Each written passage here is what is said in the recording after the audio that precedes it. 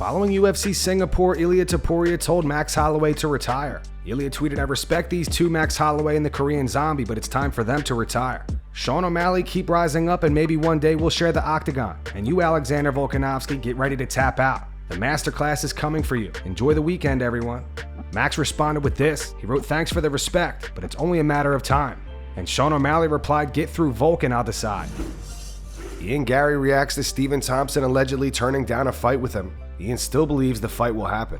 Speaking to MMAfighting.com, Ian said, "I think there's every possibility this fight happens. It makes so much sense for this fight to materialize for the fans, for the UFC, the build-up to the fight, the excitement that this fight would generate for the UFC fans, for the organization. It would be phenomenal. And to do it on a card like Madison Square Garden in New York, to be able to do it on the pay-per-view in December, or to be able to headline a fight night in an arena somewhere would be even better. I'm excited to fight Wonderboy, and I believe that this matchup will materialize. I believe God works in very, very beautiful ways, and for some reason, I end up getting everything I want. Everything that I have is absolutely expecting that Wonderboy fight to be the contract put down in front of me soon. I'm just going to sit here and wait. He said no yesterday. Today's a different day. I know Wonderboy as a friend. He knows my family. We have worked together on karate combat.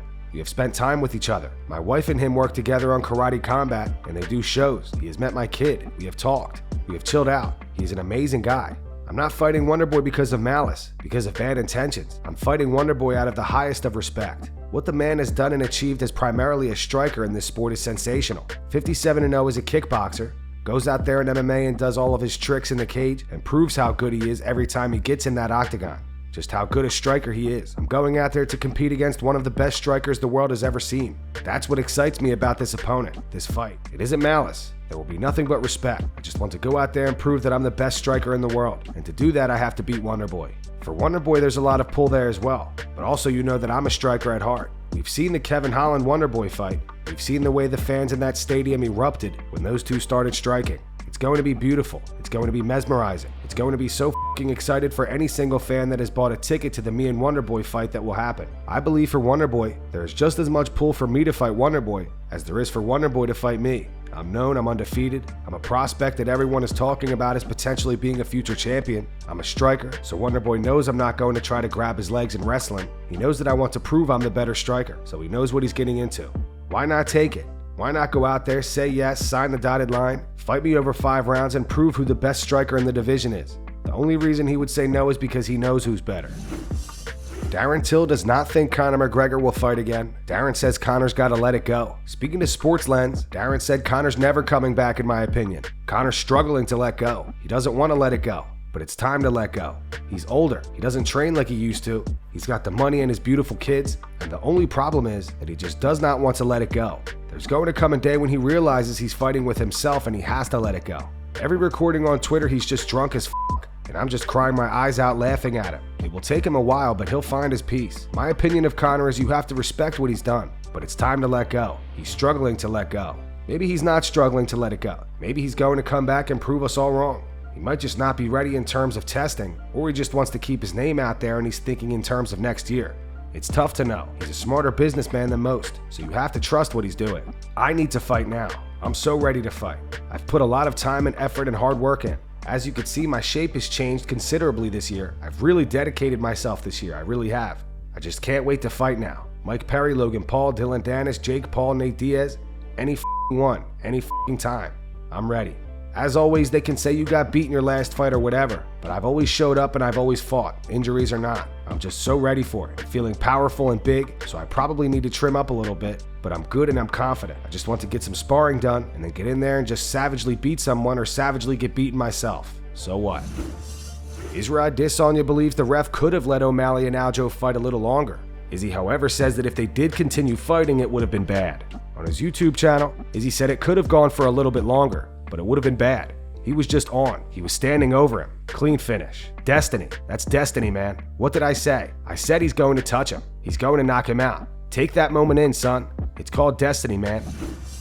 Chael Sonnen explains what Garry needs to do to win over the MMA community. On his YouTube channel, Chael said Garry is going to have to fight a great grappler, where he's just not going to get over with you guys to the extent.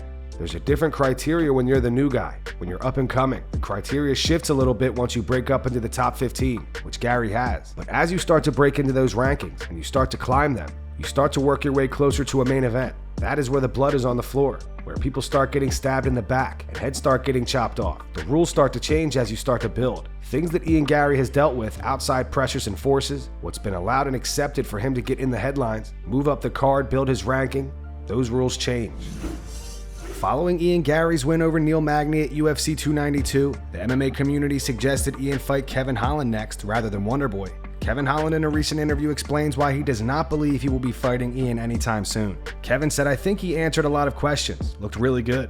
UFC says they have a blueprint for these guys to be something special when they have an Irish accent, so I think he's on his way. I think it's going to be wonderful. They have a blueprint for guys like that, and I don't think I fit the blueprint. I don't think I fit the bill when it comes to what Ian Garry has planned, and props to the guy. Nothing but respect. The dude's 25 and he takes his career very, very seriously. When I was 25 years old, I really didn't give two shits about the career, so props to that guy. When I was 25, I wanted to make it, but didn't really care if I did. He's there and he's taking advantage of it."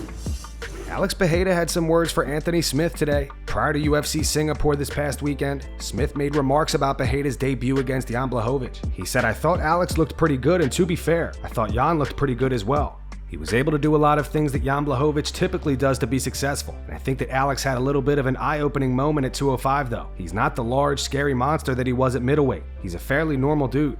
Now, because he's so technical and has such an incredible striking game, he's always going to be special, but in terms of just size and power, he doesn't stand out amongst all the 205ers. And I don't think that Pereira is more powerful and explosive than Alexander Rakic. He's not stronger than a guy like Magomed Ankalaev. These dudes are big, powerful, hard-hitting dudes, every single one of them. Because he's such a good striker, he's still going to be special, but it's not going to be just his power and strength that's going to push him over the top anymore." Alex Pereira responded via his YouTube channel. Here's what he had to say. Vai ver que é cara frustrado, entendeu? Porque quem fala mal de mim é cara do tipo que nem Anthony Smith, né? Um cara veterano que não conseguiu nada, né? Tá lutando ali, numa situação bem complicada, ou o cara que tá lá embaixo ainda, mas pessoas melhores, assim, que estão bem, eu não vejo falando de mim, entendeu? Só são pessoas que estão abaixo, entendeu? Ou pessoas que tentaram e não conseguiram, pessoas frustradas, que nem o Anthony Smith. É isso. Bom, eu não gosto de fazer, isso, vir aqui, falar mal das pessoas. Na verdade, não tô nem falando mal, só tô falando a realidade. Mal é o que esses caras fazem comigo, entendeu? Tá aqui e quer falar do meu nível técnico, pô, tô ganhando, ganhei de todo mundo aí, cara. Perdi pra Adesanya, pô, entendeu? Esses caras querem falar o quê? Entendeu?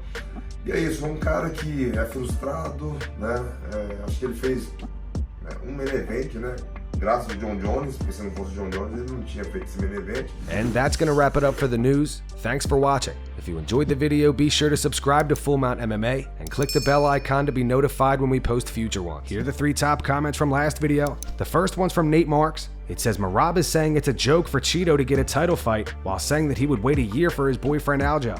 The second one's from Johnny Roach. It says, "If Chris Curtis had a nickel for every time he had to defend what Sean Strickland said, he wouldn't need to fight anymore." And the final one's from Derek. It says, "We didn't deserve the zombie. Always gave us a show and put it all on the line, especially in that 3rd round. The man, the myth, the legend." Those were the 3 top comments from last video. If you want to be featured on the next one, all you have to do is comment down below. If you missed yesterday's news, click the video on screen to get caught up. And make sure to go subscribe to our second channel where we post our exclusive MMA interviews.